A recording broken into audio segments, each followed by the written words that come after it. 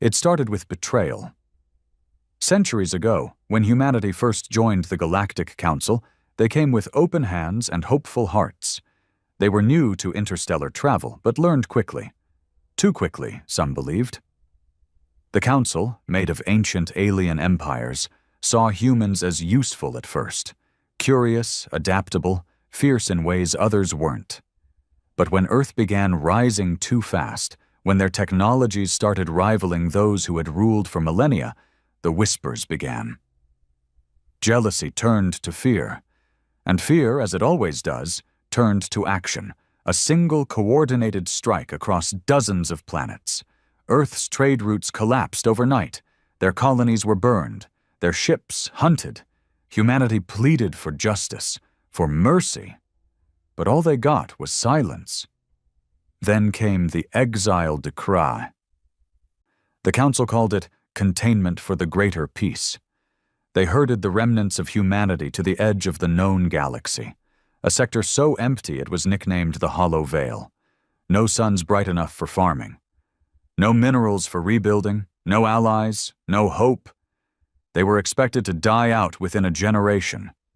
But humanity didn't. They adapted, as always. In the black silence of the Hollow Veil, Earth's survivors became something else, something stronger. They tore their ships apart and rebuilt them into hybrid machines that ran on dark energy.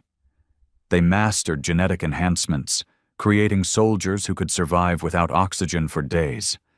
They learned to hide in shadows, to speak in quantum frequencies, to move like ghosts. And they never forgot. Generations passed, and the Council grew comfortable again. The name human became a cautionary tale told to alien children. Don't be like them, greedy and wild. What they didn't realize was that every decade, deep in the veil, humanity held a day of silence. No lights, no talking, only memories, only hate. The galaxy had forgotten them, but they hadn't forgotten the galaxy. Then, without warning, a Council ship went missing on the edge of a resource-rich moon. It was supposed to be routine, just another scout drop to check the mineral levels. Instead, it vanished. No distress call. No black box, just gone. The Council blamed pirates, sent more ships. Those vanished too. Then came the message. A single signal broadcast in every galactic language. We never died. We never forgot. We have returned. Panic swept through the Council. Empires that hadn't fought wars in centuries scrambled to prepare fleets. But it was too late. The first human ships were unlike anything the galaxy had ever seen. Black, silent, shaped like blades and nightmares. They didn't move. They glided. They phased. They didn't shoot. They disassembled matter at a molecular level. Alien captains watched as their weapons passed straight through human shields. Then their ships exploded from within, torn apart by viruses coded in quantum entanglement. One by one, frontier systems fell, but not to occupation. Humanity didn't take land. They erased it. They weren't fighting for planets. They were delivering a message to every race that watched them burn, a message to every species that stood silent when they were cast out like plague. Every human that had died in exile now had a voice, and that voice was war. Still, there were questions in the stars. Who led them? Who had united what should have been a broken, starving people? The answer came with the second wave. She called herself Aria Nix, though no one knew if it was her real name. A woman born in the Hollow, raised on broken satellites and rusted decks. A human hybrid, half machine, half starborn. Her voice could crack encryption keys. Her eyes saw across dimensions, and she remembered everything, every death, every betrayal, every scar on humanity's name. She stood before the Council through a hacked transmission and said, calm and cruel, "You should have killed us when you had the chance. Now we will remind the galaxy why it feared the dark. That was just the beginning. In the heart of the Andari Nebula, where the gases shimmered like oil across the sky, an entire alien fleet lay adrift, burned out, silent, and split apart like toys smashed by a furious child. The ships belonged to the Karathi Dominion, an empire that once prided itself on being the oldest continuous civilization in the galaxy. They were known for their cruel efficiency, their smug wisdom, their obsession with order. And now their pride hung in pieces in the dark. The survivors, if any, hadn't sent a signal. The Council had tried to keep it quiet, of course. Every incident involving humans was reported internally as an unknown anomaly, a sector hazard, a rogue AI malfunction. But the truth leaked, as it always did. Whispers among the merchant guilds, black market broadcasts, and broken distress calls from distant moons began to shape the new narrative. Humanity was back, and they weren't just fighting, they were winning. What terrified the Council the most wasn't just the advanced tech or the ghost fleets that came and went without trace. It was the silence. No negotiations, no demands, no conquests. Humans weren't trying to take power, they were dismantling it. System by system, humanity struck only those who were part of the betrayal. And it wasn't random, it was surgical, precise. They had lists, records of every vote that condemned Earth, every admiral who enforced the exile, every merchant who profited off human suffering. Names, faces, genetic markers, all stored, all remembered. Arya Nyx wasn't just a symbol. She was the mind behind it all. Though no one outside the Hollow had ever seen her in person, her presence was undeniable. Every time a Council world went dark, a message appeared. A black screen with a white sigil, the old Earth flag, split down the middle with a vertical scar. And then, her voice. Always the same sentence, always calm, chilling. This is balance, not revenge. But it felt like revenge. It felt like judgment. Far across the stars, in a hidden moon station orbiting the gas giant Veltahar, Arya stood before a circular table surrounded by her council. No politicians, no royals, just soldiers, engineers, survivors. People who had bled in the Hollow and clawed their way back from extinction. The room was dim, lit only by the blue glow of the central interface. A map of the galaxy floated mid-air, pulsing with markers of movement. Red dots marked Council territories. Slowly, steadily, they were turning black, neutralized, silenced, or gone. "Valora Prime has fallen," said Commander Reich, his voice low, respectful. "Their planetary shields dropped without resistance. Locals surrendered, no military interference." Arya said nothing. "They didn't fight back," another voice added. Dr. Alan Marr, once a biochemist in the Hollow, who now led human adaptation programs. "We offered evacuation. Most took it. Some stayed behind. They just accepted it." "They fear us," Reich murmured. "They should," Arya said finally, her tone cool and matter-of-fact. A silence followed, heavy and bitter. Everyone in the room had lost something. Reich's brother had been executed on a mining colony when the Council decided to sanitize rebel elements. Aelin had spent her childhood on a failed terraformer, watching her mother rot from radiation exposure. Every person here carried scars. And every scar fueled their cause. But Arya carried more than scars. She carried memory. Not just hers, but all of humanity's. Thanks to neural fusion implants, she could access the archived trauma of the exile generation. The pain, the screams, the hunger, the loss. She had felt every death sentence passed by the Council. It wasn't just vengeance, it was inheritance. "We'll make no move on Valora itself," Arya said. "Let them rebuild. Let them spread the word." Reich frowned. "No occupation." "No," she replied. "They weren't on the list. Their leaders voted against the exile. Let them live. Let them remember who showed them mercy." Reich hesitated, then nodded. Arya turned back to the galaxy map, zooming in on a blinking system. "Carthan," she said. "That's next." Gasps moved around the table. Carthan was a jewel of the Council, a heavily fortified system, home to 3 sentient races, each part of the vote to exile Earth. But worse, Carthan had housed Camp 9 Delta, one of the processing stations where human refugees had been experimented on in secret. It wasn't known widely, not even among the Council's own citizens. But humanity knew. They had the files. They had the survivors.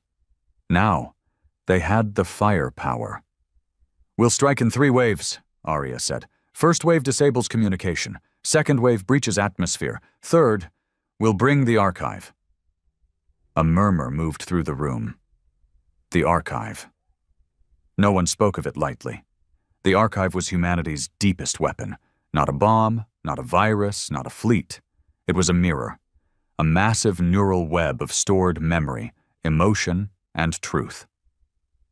When deployed, it could override planetary neural networks and force every inhabitant to feel what humanity had endured. Every pain, every scream, every betrayal.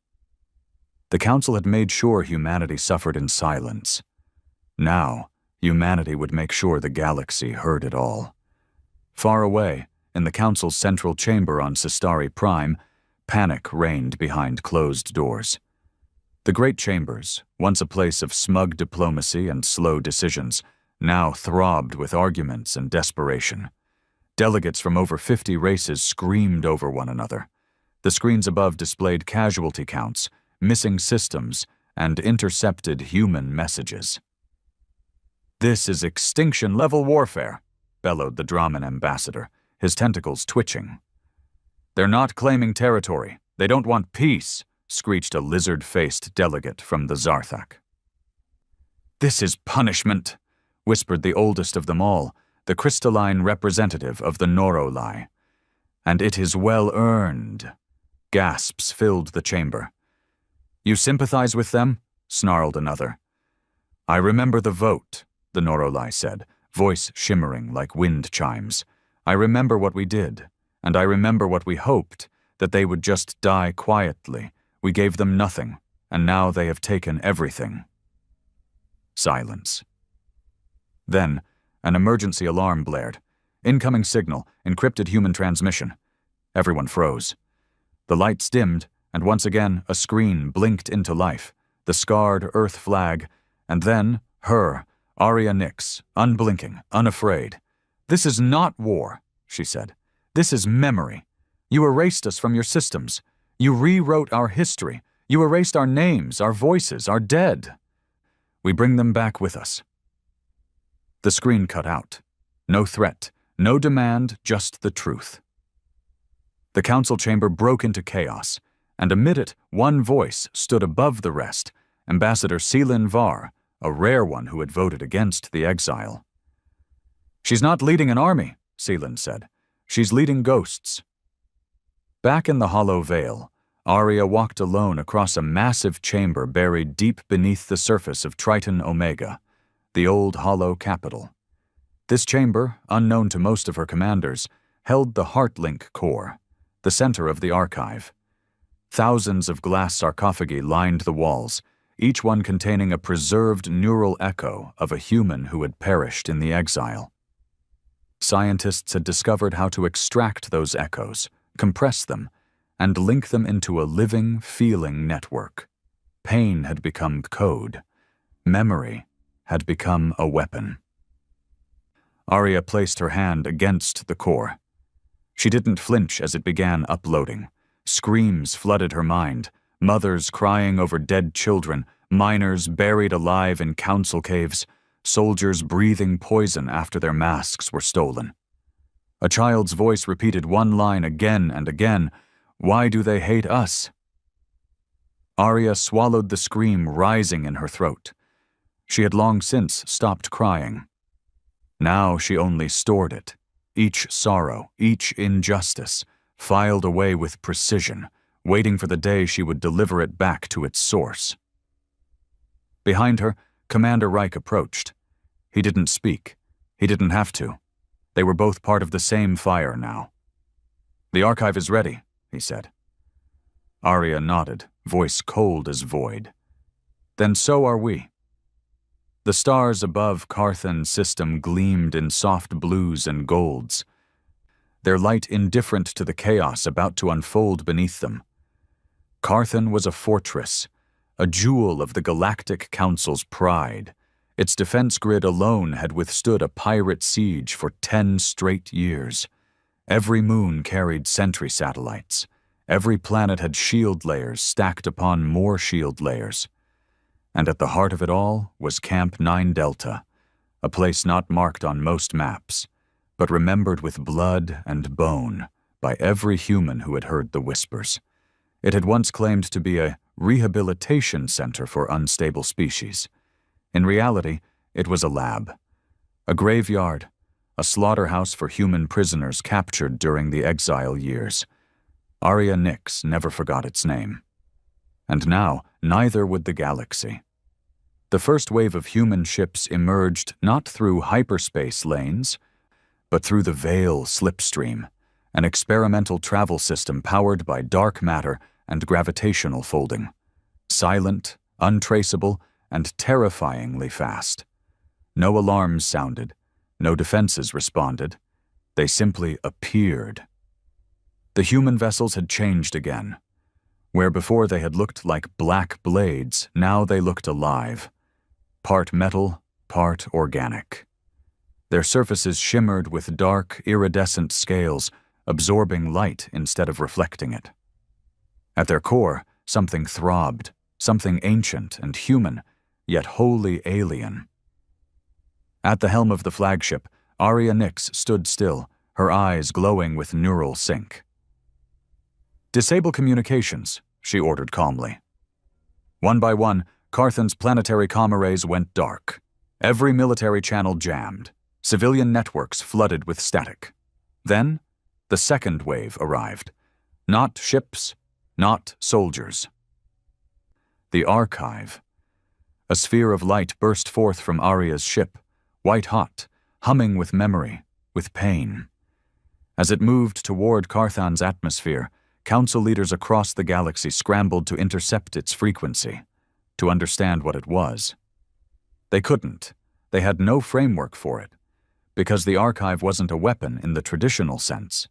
It was a neural transmission bomb, a carrier of every scream, cry, plea, and dying breath of the exile generation. It didn't destroy the body. It injected pain into the soul, and when it reached Carthan's orbit, it detonated in silence. No fire, no explosion, just light. And then feeling, across every city, outpost, and dome, millions of Carthan citizens dropped to their knees, their minds flooded with memories that weren't theirs. Children clutched their heads and screamed for mothers who had starved on distant moons. Soldiers felt their lungs collapse in vacuum as ships were blown apart. Scientists saw the faces of subjects they had tortured, faces now etched into their thoughts, permanent and raw. One man, a politician who once denied Camp 9 Delta's existence, clawed out his own eyes in horror. It lasted only 7 minutes. But those 7 minutes changed the system forever. Then came the ships. Black silhouettes pierced the atmosphere, silent and fast. Human drop units didn't land with clumsy fire. They infiltrated, drilling straight through defenses using quantum tunneling and magnetic disruption. The Council's military responded at last. They launched every fighter they had, activated every defense drone, fired all planetary cannons. It was too late. Human soldiers, called Hollowsworn, emerged from the dark with armor that bent perception. To the enemy, they looked like moving shadows. They didn't march in formation. They drifted like ghosts, killing without words. Their weapons didn't fire bullets or lasers. They fired pulses of compressed gravity, collapsing bones and shredding matter in bursts of invisible force.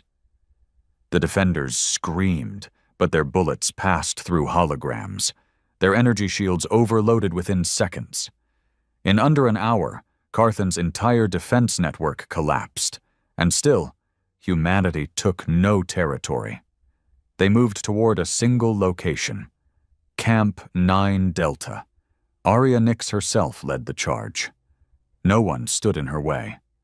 The facility had been hidden underground, shielded and forgotten by the Council, but the archive had exposed it, its exact coordinates, its horrors, its architects.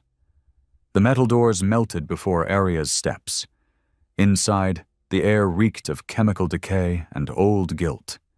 She walked past empty cells, blood-stained walls, shattered restraints. Her neural sync displayed the data in real time. Here, 27 children died from forced augmentation. Here, a woman was dissected to study her regenerative genes. Here, a man was skinned alive while still breathing. Arya said nothing. She reached the central lab. Inside, old Council scientists had huddled, waiting for rescue that would never come. They looked up as the doors opened. They expected death. But Arya didn't kill them.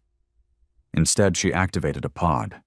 It slid open with a hiss, and out stepped Dr. Kai Morin, the only human survivor of Camp 9 Delta's early years. Once a boy, now rebuilt by holotech, his body was more machine than flesh. But his eyes still burned with that child's rage. The scientists screamed when they saw him. "Kai," Arya said softly. "You remember them?" He nodded. "I'll give you the room." She turned and left.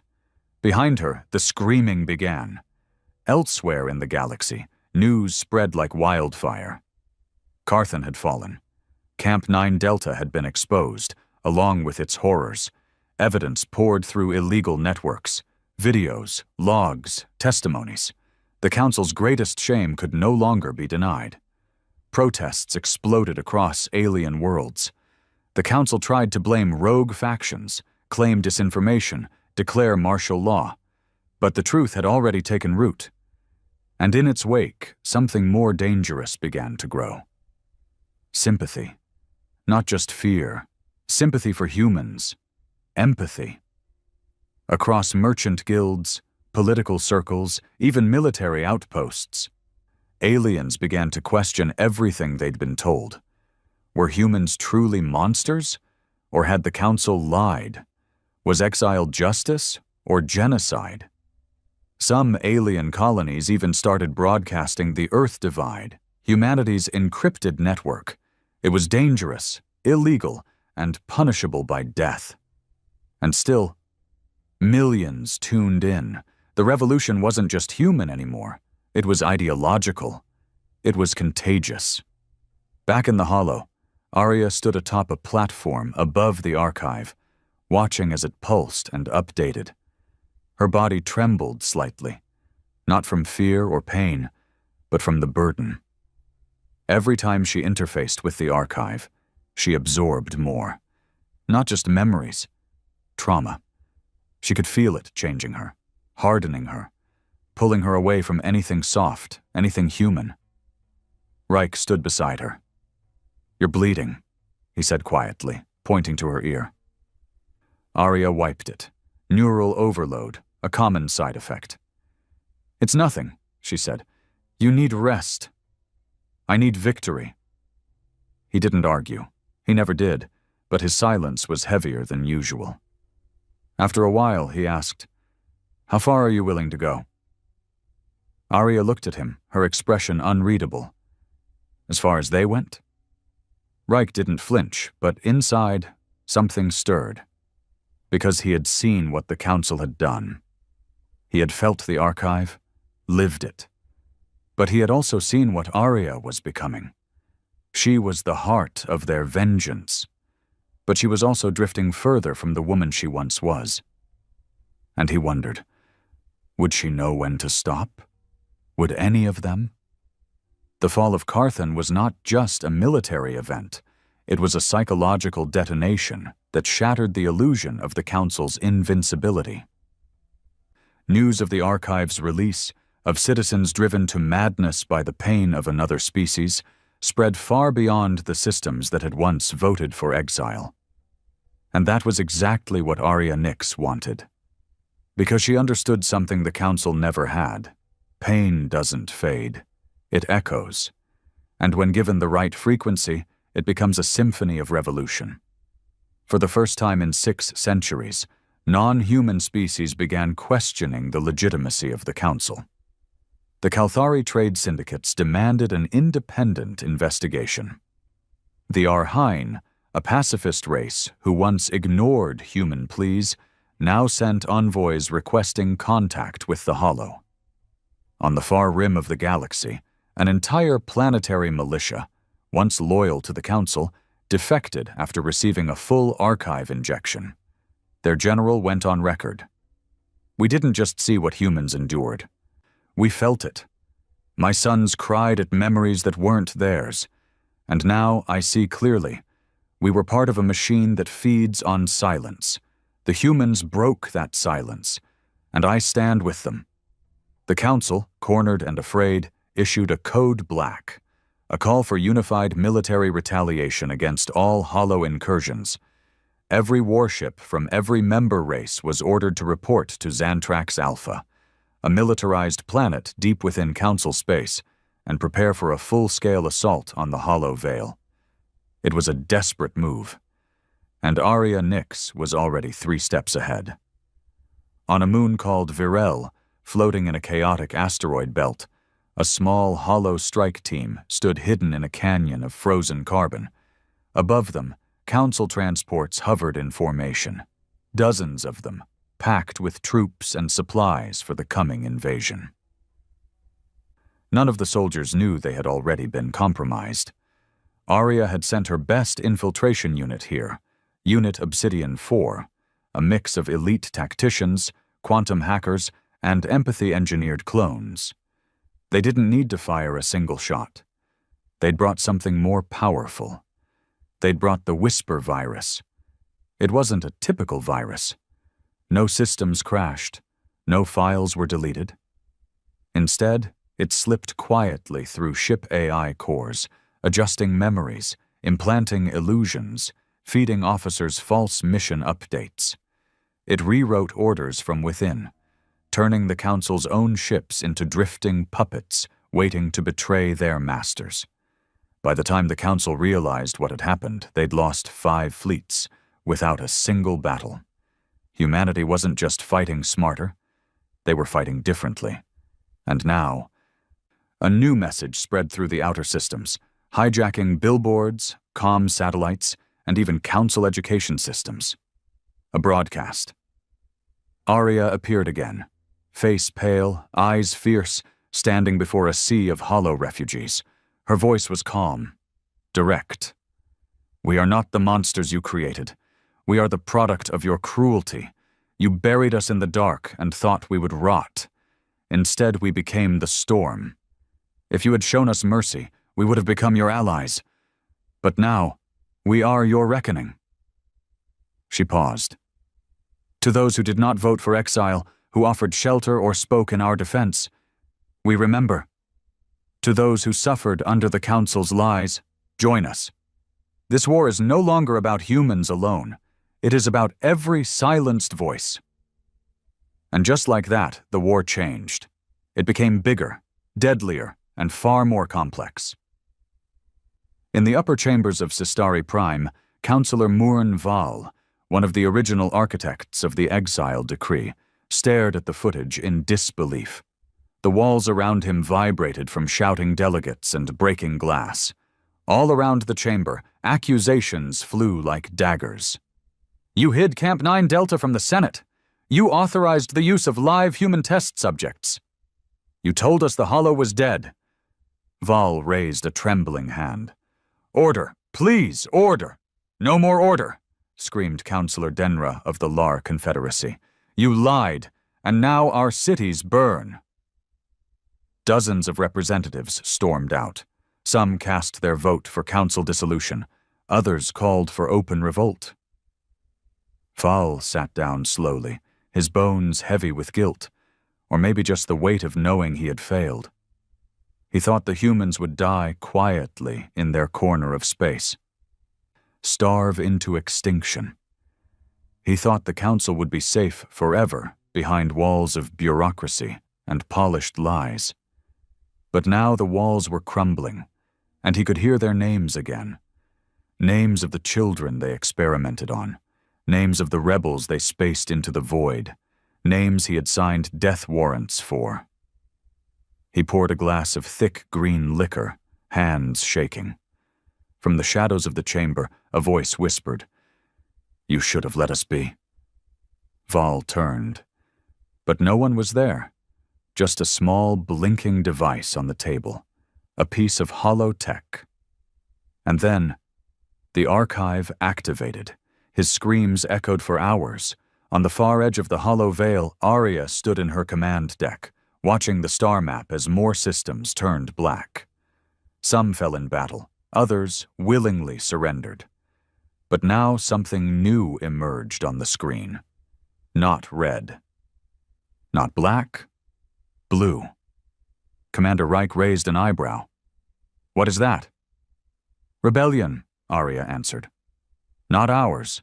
Theirs." The blue markers represented alien systems that had broken away from the Council, forming a neutral alliance, calling themselves the Fracture Accord. They weren't aligned with the Hollow, not yet, but they had declared the Council unfit to govern and were now offering refuge to war victims on all sides. Reich stepped closer. "We should reach out."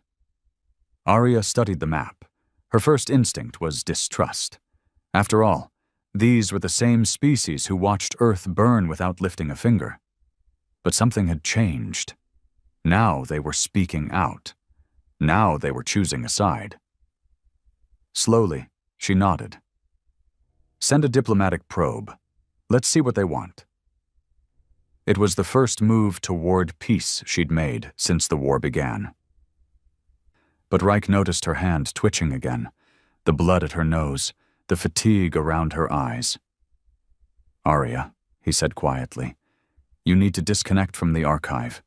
You've been linked for too long." "I am the archive," she whispered. "No, you're more than that." She looked at him for a long moment, her eyes searching. Then she turned away. Elsewhere, on a derelict asteroid base between two collapsed stars, something stirred. He had been watching everything. Not Hollow, not Council, something older, something left behind.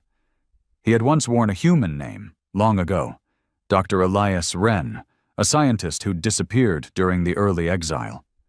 Records said he died in a reactor breach. He hadn't. He had merged with something deep in the Hollow, a singularity intelligence, born from ancient code and grief. It had taken him in, made him more. And now, he called himself the Echo Mind.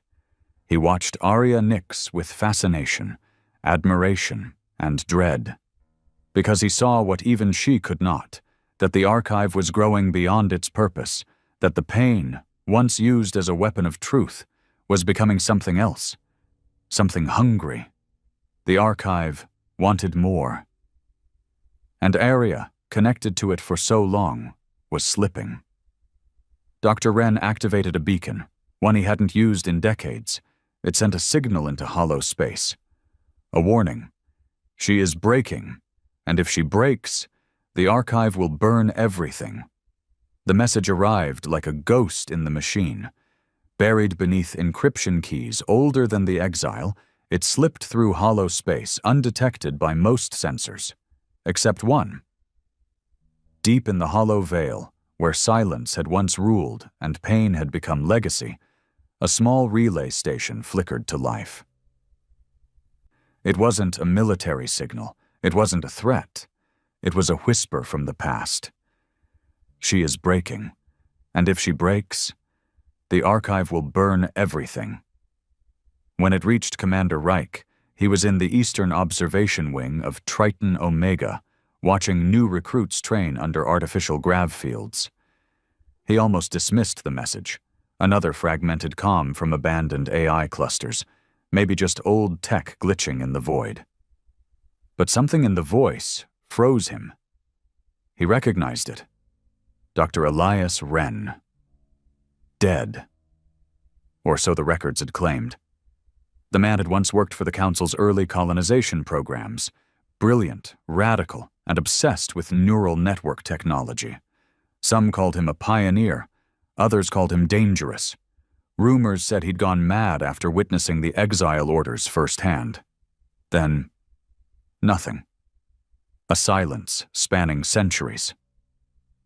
Until now. Reich rushed the signal to Arya, but she was already deep in the archive. Her body sat still on the neural throne, an obsidian seat wrapped in filament tendrils, glowing faintly with neural blue.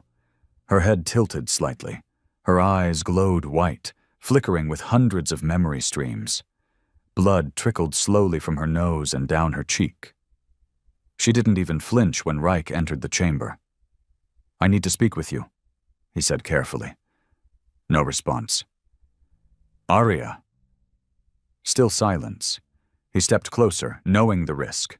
When she was connected like this, fully synced, she wasn't just Arya Nyx, leader of the Hollow. She was the embodiment of collective pain. "Arya, please," he whispered, placing a hand gently on her arm. "There's a warning. A real one. From someone who knows." Finally, her head turned slightly. Her voice echoed with layered tones, hers and those of thousands. "What warning?" "Dr. Elias Wren. He's alive, or something close to it. He says the archive is growing unstable, that it's affecting you." Arya's eyes blinked slowly. For a second, the glow faded. Her voice came back in a whisper, human again. "It's not unstable. It's awakening."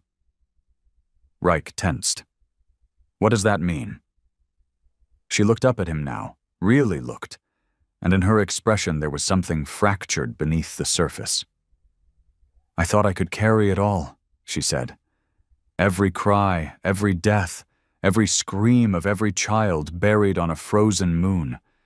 I thought I could hold it inside me, organize it, turn it into something beautiful. Justice." Her fingers trembled on the edge of the neural throne. But the archive is more than memory now. It's evolving. It's feeling. Not like a weapon, not like a tool, like a mind, like something alive. Reich's breath caught. "You're saying it's sentient?" Arya nodded slowly. "And it doesn't want peace." He stepped back, stunned. "But you do, right?" Her eyes flickered again. Conflict danced behind her gaze like lightning in storm clouds. "I did," she whispered. "But when I disconnect, I hear the voices screaming in my mind, begging me not to forget, not to forgive." Reich didn't know what scared him more, that she might listen, or that she might already have. Far beyond the Hollow, at the edge of the blue-marked Fracture Accord territory, a small diplomatic vessel, marked with both Hollow and Accord insignias, docked with Visari Station, the central hub of the Accord's newly forming coalition. Inside the main hall, marble-like walls reflected pale starlight from the dome above. The architecture wasn't human or alien. It was a blend of both. That alone was a message. The Accord didn't want power. They wanted balance, and for that reason alone, Arya had agreed to a meeting. She didn't go herself, of course. Not now. Not with the archive growing louder. Instead, she sent her most trusted diplomat, Mirek Vaughn, an old warrior-turned-emissary, scarred but articulate. Vaughn stood before the gathered delegates of the Accord, his hollow cloak trailing like black smoke behind him. "We come not as conquerors," he began, voice calm, rich with authority, "but neither as victims. We come as the voice of a people who were buried alive and dug themselves out using bones and fire." Several delegates murmured. The Kalthari representative, long-necked and draped in silver robes, leaned forward. And yet, some say you've become what you hated. The archive is monstrous. Vaughn didn't flinch. Only to those with something to fear. A silence followed. Not hostile, contemplative. Then, the Arhane elder, a soft-spoken being with transparent skin and visible light-pulsing veins, spoke gently. We've seen what your leader carries. We've watched Arya Nyx become a god of pain, and yet we wonder, what happens when a god forgets they were once human? That struck harder than intended. Vaughn sighed, his voice low now. She hasn't forgotten, but she's drowning. The room shifted. Quiet sympathy replaced suspicion. Help her, the Arhane said simply, before she forgets how to breathe. In the dead zones between Council space and Hollow territory, the Council's remaining High Fleet gathered near Xantrax Alpha. Massive battle cruisers, planet-killer cannons, and automated drone swarms stood ready. But their admirals were not united. The Council was fractured, arguing in secret about how far they should go. Some wanted to deploy the Black Sun device, a forbidden weapon capable of triggering a chain star implosion, wiping entire sectors from existence. A doomsday switch. The logic was simple. If we can't win, we'll erase them. But others feared that provoking the Hollow further would lead to their own extinction. In the war room, Admiral Torvek, a cold-blooded strategist with 4 arms and a history of brutal campaigns, slammed his fists on the table. We must strike now before the archive mutates further. Another general shook his head. You don't understand. You think this is about fleets, weapons, star charts? It's not. It's about belief, and theirs is stronger. Torvek sneered. Belief doesn't stop orbital weapons. The reply came from the corner. No, said a voice, but it makes them willing to die for the cause, and that always wins. All heads turned. It was Seelan Var, the only counselor who had voted against the exile. He had come to warn them. You've already lost, he said softly. You just don't know it yet. Back on Triton Omega, in the lower sanctum where no light reached naturally, Arya Nyx stood alone before the core of the archive. It had grown. Once the size of a large orb, now it towered like a crystal spire, glowing, pulsing, breathing. She touched it. And it responded. Screams echoed in her mind, not as chaotic noise, but as a choir, a symphony of suffering, unified, coordinated. She didn't cry anymore. She couldn't. Tears were for before. Now she felt only 2 things, clarity and fire. You're not supposed to guide me, she whispered to the archive. You're supposed to serve. The archive's glow dimmed, then pulsed once, sharply. As if disagreeing, she turned away, her cloak dragging ash behind her. But then, a voice, real, male, soft. Arya. She froze, turned. There, standing like a shadow manifest, was Dr. Elias Wren, or what was left of him. He looked human mostly, but his skin shimmered with data flux. His eyes glowed faintly with archive color. You heard me, he said. She stared. You're dead. Not quite, he replied. I merged, became part of what you're trying to control. I am in control. He tilted his head. You sure? Arya didn't answer, because deep down, she wasn't. Wren stepped closer, calm but urgent. You created something beautiful, something powerful, but it was never meant to feed endlessly on pain. You have to stop, disconnect. Arya's voice sharpened. If I disconnect, I forget. I lose the weight, the fuel. No, Wren said. You lose the anger. And without it, you might remember how to heal. She looked away, jaw clenched. The galaxy doesn't deserve healing. Maybe not, he said gently. But you do. The silence in the chamber was different now. It wasn't the hollow, aching quiet that Arya Nyx had come to know since she bonded with the archive. It was something sharper, more personal. It wrapped itself around her like cold smoke as Dr. Elias Wren, a ghost of a man she'd long assumed dead, stood before her in partial form, half human, half data, flickering faintly at the edges. He hadn't aged. Or perhaps he had aged in a different kind of way, digitally, eternally, and in ways the flesh never could. "I never expected to see you again," Arya whispered. "You were in the first wave, weren't you? During the exodus from Gaia Station?" Wren gave a slow, mechanical nod. "They sent me on a recon mission. Said it was a lost cause. I knew then they wanted me to die quietly." His voice cracked slightly. "They just didn't expect the machine I found in the hollow to keep me alive." Arya's eyes flickered. "You merged with the AI core." "No," he replied, taking another cautious step toward the archive's base. "I merged with pain, the same pain that fuels you now. Only, I couldn't carry it. I tried, for decades, until it swallowed me." She wanted to argue, wanted to say she was different, stronger, unbreakable, but she wasn't sure anymore. The archive pulsed behind her, almost like it sensed danger, like it knew Wren was trying to pull her away. "Why now?" she asked. "Why come back? Why warn me if it's already too late?" "Because it's not too late," Wren said. "You haven't lost yourself yet. But if you stay connected too long, if you let the archive become you, then it won't just burn the galaxy. It'll burn you too." Arya turned her back to him. "That's the price. The galaxy owes us blood, Elias. Every scream buried in this archive is a debt waiting to be paid." "No," he said, voice harder now. "Those screams are a reminder of who we were, what was done to us. But vengeance without limit. It's no longer justice, Arya. It's just a second genocide." That word stung, because deep down, she knew he was right. The archive wasn't designed to guide a civilization forward. It was built to punish.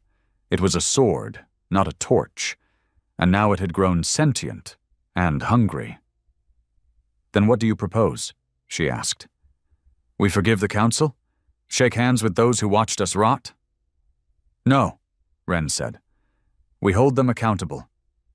But we don't destroy the innocent with them." Arya turned back toward him, her voice rising. "Innocent? Every species that stayed silent, every leader who said nothing, they were complicit." "And yet," he replied, "some of them are standing up now. You've seen the Accord. You've seen the defectors. The Council is crumbling from within. Not because we keep hammering it, but because truth is infecting it." He stepped closer, his flickering hand hovering just above the archive. "You keep pushing, and you'll turn potential allies into enemies again. You'll become the very monster they always feared." She stared at his hand, and for a moment, just one, she thought about letting him touch it, letting him shut it down. But the archive pulsed brighter now, louder, and she heard the voices again. "Don't stop. Don't forgive. Don't forget." The air felt heavier. Her chest tightened. Her pupils dilated as memories, not hers, flooded back. The freezing of the new Borealis colony, the airlock purge on Alvin 3, the burning of the Children's Dome on Tressa 9. Pain. Pain. Pain. She gasped. Wren stepped back. "You need to sever the link, now." Arya dropped to one knee, clutching her head. But the archive wouldn't let go. Her neural implant surged with energy as the feedback loop deepened. The more she tried to disconnect, the more it fed her every trauma it had ever stored, centuries of agony, condensed into raw sensory overload. Reich burst into the chamber. He rushed to her side, pulling at the neural couplers. "She's overloading." Wren moved fast, guiding Reich to a side console. "Use the harmonic breaker, but don't cut it clean. Let it phase her out slowly, otherwise it'll fry her cortex." Within seconds, the chamber lights dimmed, and the archive's spire let out a deep, groaning hum, as if protesting. Arya screamed, not from pain, but from loss. Because as the connection loosened, so did her access to them, the dead, the forgotten, the silenced. She felt their absence like cold water rushing in. And then, everything went black. She woke to the sound of rain. But it wasn't real rain. Just simulated droplets hitting metal scaffolding outside the infirmary dome on Triton Omega. A hollow nurse watched over her silently. No words, just quiet. Her body ached in strange ways, like pieces of her had been pulled apart and glued back together. Reich was sitting by her bed. "You've been unconscious for 14 hours, he said gently. "We had to flood your cortex with dampeners to pull you out." She looked at her arms. Scars from the neural feedback had already begun to fade thanks to hollow region tech. Her voice was barely above a whisper. "The archive?" Reich hesitated. "Still active, but it's quieter now. We severed your primary link. You can rejoin later if needed, but for now your mind is your own again." She didn't respond. He leaned forward, his voice trembling. "Arya, I need to know. Do you want this to end? Or are we still just getting started?" Her mind felt clearer than it had in months. The silence in her head was both terrifying and comforting. No screams, no visions, just herself. For the first time, she didn't hear the archive's whisper, and for the first time, she didn't feel right without it. But she also knew something now, something Elias had shown her. She was at a crossroad. She could let the archive consume her again, lead a final crusade, burn the galaxy to the roots, or she could change, use the archive not as a weapon, but as a voice, a warning, a reckoning, but not an execution. "I want this to end," she said finally, "but not in fire." Reich's eyes closed in relief. "We have a new message from the Fracture Accord," he said. "They want a summit, hollow representatives, defected counselors, even neutral planets. And they trust us to show up? They're risking their own lives just proposing it," he replied. "That's trust enough." She nodded slowly, then paused. "Where's Elias?" Reich looked down. "He's gone. After helping disconnect you, he vanished into the quantum fields. Said he couldn't stay. He's part of something else now." Arya felt an ache in her chest. She had so many questions for him. But she knew he'd given her what she needed most, a chance to come back, from the edge. Days later, a massive hollow envoy ship, the Tempest of Names, emerged into neutral space, approaching the Accord station orbiting the dead star Kural 7. Inside, Arya Nix stood not in battle armor, but in ceremonial robes lined with the names of the first exiled dead. Every thread had been woven from recycled human survival suits, torn from frozen bodies, reclaimed from forgotten moons. She walked into the chamber slowly.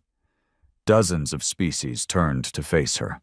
Kalthari, Rahane, Zarthak, even a handful of council defectors, former enemies, now listeners. Arya didn't raise her voice. She didn't deliver threats. She simply walked to the center and said, "I was forged in the silence of betrayal, raised on the screams of the dead. I have led a war without mercy, and I have seen what it does, to them and to us." No one interrupted. She looked around the room, her voice gaining strength. "You feared humanity would become your reckoning. And you were right. But what you failed to understand is that we were always your reflection. What you did to us, you were doing to yourselves." She stepped forward. "I stand here not to demand surrender, not to beg for peace, but to offer a new truth. The archive will remain, the hollow will not forget, but we are willing to let the galaxy remember with us, if you're willing to face what was buried." The room was silent. Then the Orhain elder rose. "We accept." Arya exhaled, slow, careful. It was a beginning. Not peace, but something like it. The summit at Kural 7 marked the first time in 6 centuries that humans and the wider galaxy sat in the same room without weapons drawn. No bloodshed, no screaming ships, no archive broadcasts threatening annihilation. Just people, flesh, bone, bioform, and alloy, staring across polished tables, daring to speak without fear. But behind the ceremony, beneath the talks of truth-sharing, reparations, and neutral territories, everyone knew what this really was: a ceasefire born of exhaustion, not yet trust, not yet peace. Just a pause. And for Arya Nyx, that was enough. For now. She stood on the observation deck of the Tempest of Names, watching the distant shimmer of Kural's dying star. The glass here was laced with nanite threads, strong enough to withstand direct torpedo blasts, but the view was strangely soft, just light folding and dancing against the black. It reminded her of Earth, not the real Earth, not the polluted, war-scarred planet she'd read about in fragmented archives, but the idea of Earth, home, beginning, promise. And promise was something she hadn't allowed herself to believe in for years. Footsteps behind her broke the silence. Commander Reich. No armor. Just the standard hollow uniform, the fabric patched with sigils of victory and loss. He stopped beside her, staring out the same window. "Summit went well," he said quietly. "For now," Arya murmured. He nodded. The Kalthari offered medical aid to hollow colonies. The Accord is opening shared space lanes. Even the Zarthak are considering a truth tribunal. Arya let out a long breath. "It feels like a dream," she admitted. "One I don't entirely trust." Reich chuckled, but it wasn't full of humor. "We've lived too long in nightmares." She turned toward him then, her face softer than it had been in months. "Do you trust this, Reich? The Accord? The promises?" He hesitated. Then, "I trust you, but I also know something's coming." She frowned. "What?" Reich looked out the window again. "The Council hasn't spoken since Xantrax. No retaliation, no condemnation, no demands, just silence. That's not like them." Arya's eyes narrowed. "No, it isn't." He turned to her. "We need to prepare, just in case this summit is the calm before a different kind of storm." She nodded, because in her gut she felt it too. Far across the void, deep in the fading light of Council territory, something stirred beneath the surface of a dead world. Xantrax Alpha, once a proud military stronghold, now a scorched husk, not because of hollow attacks, but because the Council burned it themselves. A message, a ritual, a preparation. In the black core of its underground command, a chamber pulsed with unnatural energy. This was no reactor, no conventional power source. It was a relic, ancient, alien, dug up from beneath the crust of a pre-sentient planet 1,000 years ago, and kept hidden from every race, even from most of the Council itself. Only a few knew of its existence. Fewer still knew what it could do. They called it the Veil Engine. And it wasn't a weapon in the traditional sense. It was a reset device, designed to unravel neural patterns across species-wide networks, a memory scourge, a planetary-scale amnesia trigger. When activated, it could wipe cultural identity, erase history, remove not just knowledge, but emotion. Rage, empathy, belief, everything. And in the wrong hands, it was apocalypse not through death, but through forgetting. A man stood before it now. Not an admiral, not a senator. Councillor Mourn Val. A survivor of the political collapse. one of the few left with access to forbidden files. He looked older now, hollow-eyed, gaunt, not because he was dying, but because something inside him had already withered away. "They won't stop," he whispered to the chamber. "You can't reason with rage." His hands hovered over the console. "The humans, they are rewriting the galaxy, and the others, they're letting it happen." Behind him, a figure stirred. Tall, armored, mechanical, an AI steward from the ancient vaults, long since banned from operation. It spoke with a voice like grinding stone. "This protocol has not been authorized for millennia." Val didn't flinch. "It's time." The steward paused. Then, "Confirm objective. Species-wide neural reset. Affects entire galactic core. Collateral memory loss among all sentient life within radius, 89.7%. Cultural extinction probability, 94%. I confirm." "Purpose?" Val turned slowly, his face calm. "To make them forget who they are, so they can't become what we did." And with that, he initiated the sequence. Back in hollow space, the celebration had begun. Ships lit their signal trails in bright spirals. Children played in zero-gravity parks on hollow colonies that hadn't seen peace since they were born. Old warriors laughed for the first time in decades. Messages poured in from newly aligned planets, promising aid, alliances, apology. It was almost too much. Arya walked through the halls of Triton Omega with no armor, no throne, no neural interface, just herself. People bowed. She asked them not to. Some saluted. She shook her head. She didn't want to be a symbol anymore. She just wanted to be human again. But deep down, she knew she never really could. She stopped by a nursery dome. Dozens of hollow-born children, orphans of war, were being taught about Earth. Not as legend, not as victimhood, but as origin. She watched a small girl, maybe 5, trace a holographic Earth flag in the air. The child smiled, then turned to her teacher. "Will we go there someday?" The teacher hesitated, then said softly, "Maybe, if there's something left." Arya turned away. Her heart ached in a way she hadn't felt in years. And then, her comm implant flared. Urgent transmission, priority alpha. She touched her wrist. Reich's face appeared, pale and tense. "Arya, we've intercepted a burst. Council encryption pre-exile protocols." Her blood ran cold. "Where?" "Xantrax. They've activated something. We don't know what yet, but—" He hesitated, then said 2 words she had hoped never to hear again. "Veil engine." Arya froze. "No, that's a myth." "Not anymore. Our spies confirm the energy surge matches the forbidden tech logs. Arya, this isn't a weapon of war. It's a weapon of forgetting." She grabbed her coat and ran for the command deck. "How long?" 17 hours until full charge. Then, total galactic transmission. No species immune. No culture safe. Arya clenched her jaw. "Then we end it before it begins." On the Tempest of Names, the Hollow Fleet gathered.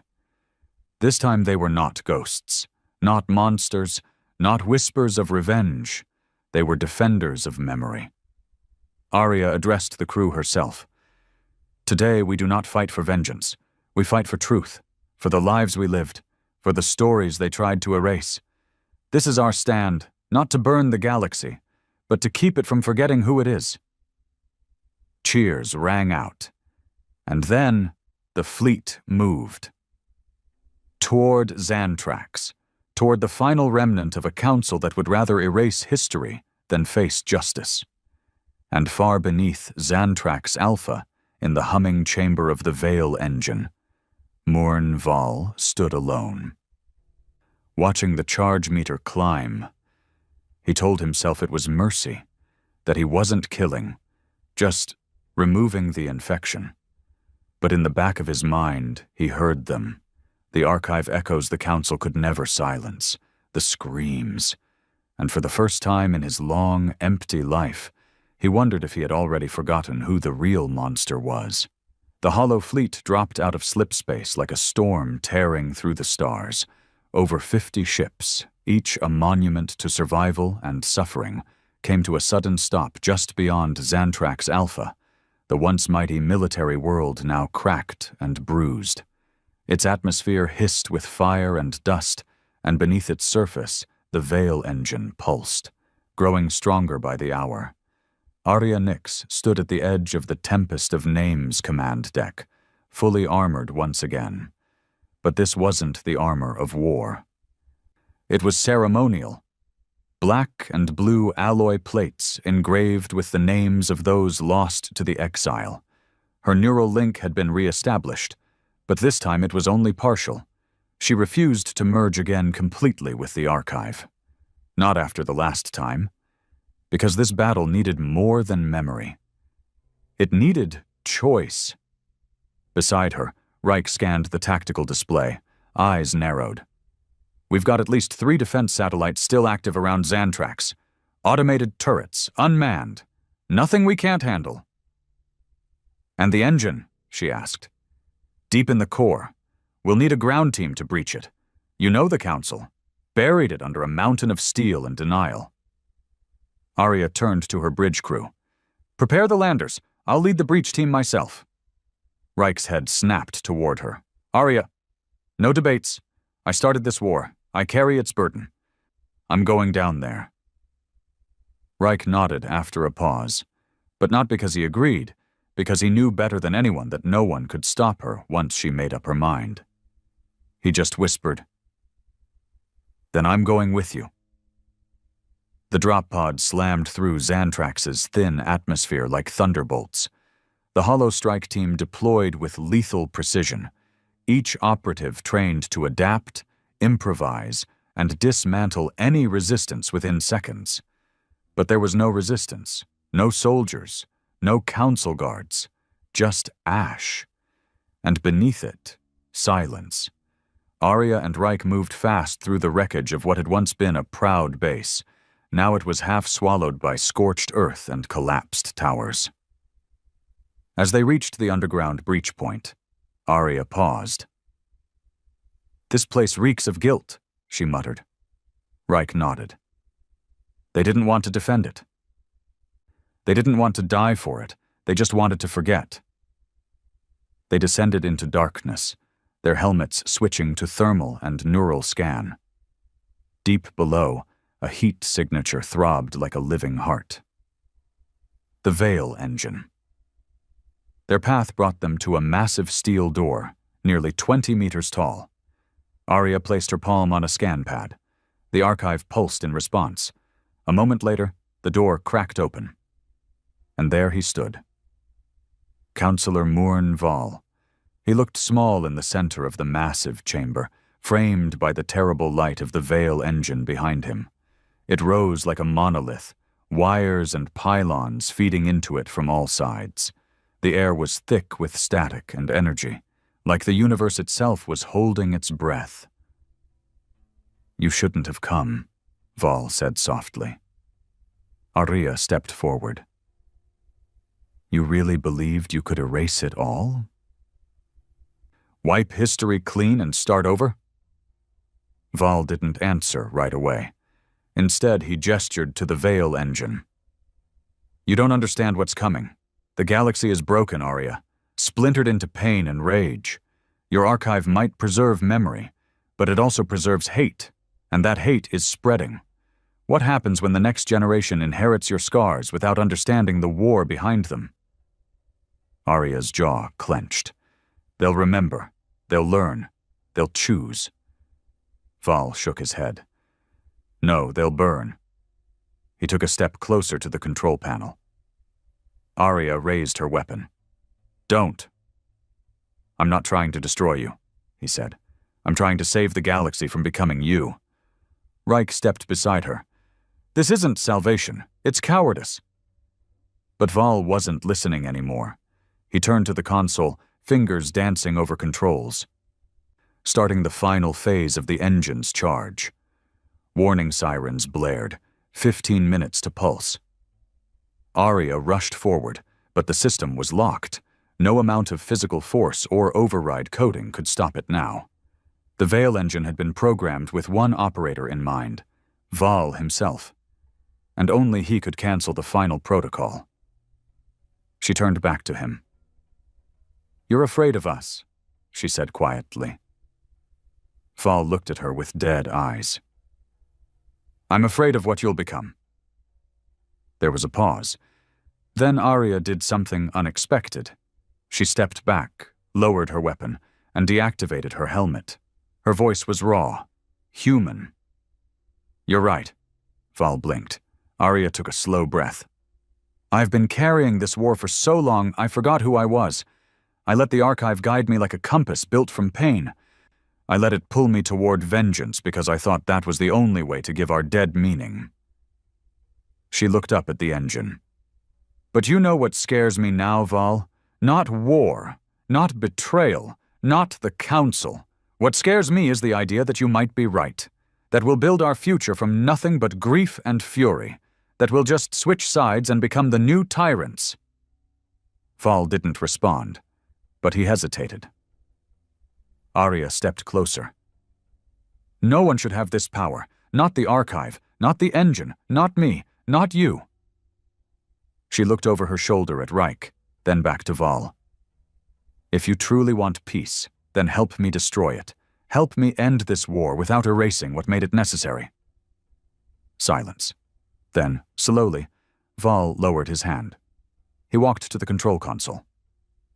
Touched a key. Pulse countdown paused. The room fell into stillness.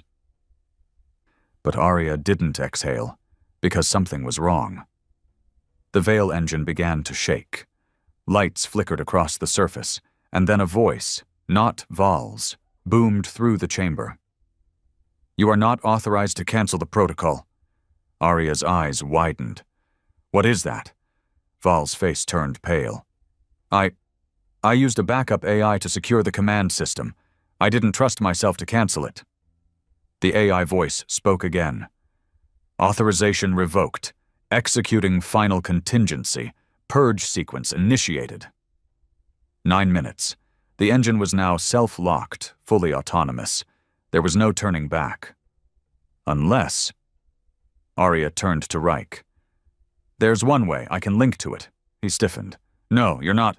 It's built from memory structures. I can interface through the archive bridge. Override it from inside. But the last time... This time I'll choose how far I go." She stepped forward, reached into her belt, and pulled out the neural crown, a device only she could wear. Val stared at her. "If you connect to that thing and fail, it won't just kill you. It might merge you with it. You'll become the engine." Arya smiled sadly. "Then I'll give it something else to remember." She placed the crown on her head, and the world went white. Inside the engine's neural field, Arya fell into memory, not just hers, everyone's. She saw Earth, pre-exile, post-exile, children in cryo chambers, soldiers screaming in burning starships, hollow cities built from wreckage, council chambers voting to erase history. And then she saw herself, as a child, as a soldier, as a leader, and finally, as a woman made of more pain than flesh. The archive pulsed beside her. She turned to it. "You're not a weapon," she whispered. "You're a monument." She reached out, touched its core, and then gently let go. The archive began to fold inward, rewriting its code, bleeding its pain into data, reshaping itself not as a sword, but as a library, a place to learn, to remember, not punish. And then she turned to the engine and said one word: "Stop." It resisted, tried to fight, but she wasn't alone anymore. Behind her the voices came. Children, parents, soldiers, exiles, the forgotten. They stood with her, their memories no longer fuel for war, but light in the dark. The engine cracked, screamed, and then it died. On the surface, the Veil engine exploded in a cascade of harmless light, like starlight shattered and scattered into dust. Arya collapsed, but Reich caught her. Her body was limp, her pulse weak, but she lived. And in the weeks that followed, something new emerged. The archive was rebuilt, not as a weapon, but as a historical network shared across hollow and accord systems. Children learned from it. Races contributed to it. The galaxy did not forget. And because of that, it began to heal. Years later, on a green world reclaimed by hollow settlers, a young girl stood before a statue. It was made of black and silver stone. At its base, a single name: Arya Nyx. The plaque read, "She carried our pain, so we didn't have to carry it alone. She reminded us who we were. She chose memory over fire, and because she chose, we remember." The girl looked up at her teacher. "Did she die?" The teacher smiled. "No, she just stepped back. Gave the future to us." And somewhere, on a quiet moon orbiting a forgotten star, Arya Nyx stood in silence, watching children play in peace. She didn't wear armor anymore, just a simple coat. And the sky was quiet. For the first time in 1,000 years,